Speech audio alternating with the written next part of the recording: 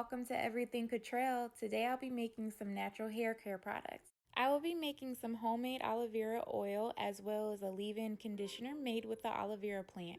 So I'm going to start by removing the stickers off the plants to prepare them to be rinsed and cleaned. Some people remove the stickers after the rinsing, but I just decided to do that first. During this step, you do have to be a little careful because the sides are a little spiky, and I do have my little one helping me out, so be cautious of that. So here I'm starting with cutting the white ends off of the plant. I went ahead and used my counters as a cutting board because the ones that I have are way too small for these long plants. So here's a view of the gel-like texture on the inside. It's cool, it's like slimy, but slimy is good for this purpose. So next, just to get it out of the way, I thought it was only right to get these spiky edges cut off, and I'm pretty glad that I did that. Okay, so first I'm cutting the plant into some decent sized sections and then smaller chunks. The chunks will be used to be cooked in my oil mixture. In my saucepan, I have about a spoonful of organic coconut oil, and I'm mixing that into my extra virgin olive oil. I eyeballed probably 1/4 cup of the olive oil. Okay, so you're gonna know when that oil is hot and ready. You're gonna see those ripples at the bottom. My stove was set on medium heat. I might need to turn mine down a little bit because it is boiling. I meant frying. I basically used almost the whole plant in this saucepan, but had a little extra that I'll save for later. I went ahead and let Robin begin to remove the inside of the extra pieces of aloe vera. She just scooped them out with the spoon and put them in that bowl. Smell it. Honestly, thus far, I did notice that this stuff really has like a distinct smell. To me personally, I kind of thought of ramen noodles when I smelled it.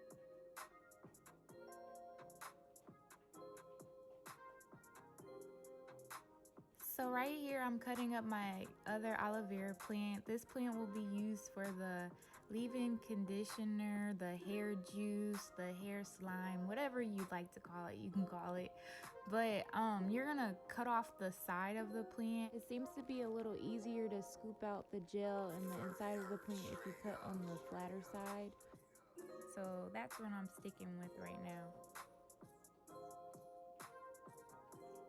Due to flaking, it's typically not recommended to use that clear jelly part of the plant. People typically just use the slimy part, but I'm going to use it all. I'm going to put everything in the blender. I'm not too worried about the flaking because I plan on using this as a pre-poo.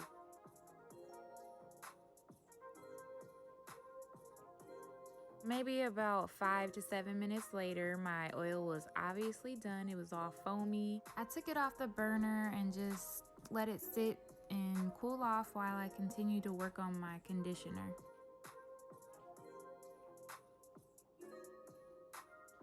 So this glass bowl is the bowl that Robin's been using to scoop the inside of the aloe vera plant into, and she did a pretty good job by just using a spoon. So I went ahead and did the same thing, and this is a kid-friendly activity, I would say, just as long as there's adult supervision. I'm just scooping away, making sure I get as much as I can out of the plant because I'm really gonna need everything.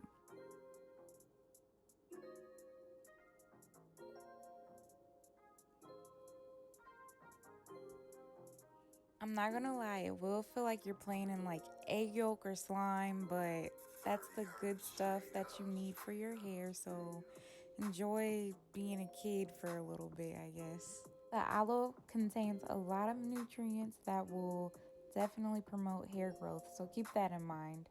And it's normal for your skin to itch through this process with aloe vera on your hands. Just wash your hands with soap. I was fine, but my daughter did get a little itchy, and that helped. And this is the oil completely cooled down. Okay, so we have all of that finished. There's a few green pieces I need to take out, but you see that's a lot of liquid. And that's basically like one plant with like just not even a quarter of the other plant, so it's a lot of liquid in there. Yeah. Of course, now it's time for the separation process. We got to get those chunks out of the oil. I Have my Pyrex container ready and I'm gonna just start pouring.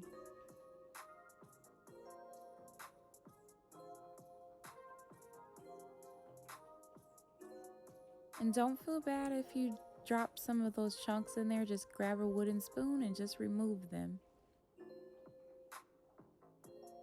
The aloe vera oil is complete. I'm just gonna sit it on the counter until it's time to use. So now I want my consistency to be even.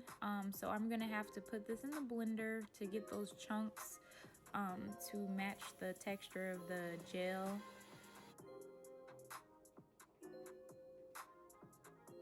So I'm gonna pour the liquid into this squirt bottle that I purchased from the Dollar Tree, so it'll be ready to apply by simply squirting the liquid on my hair.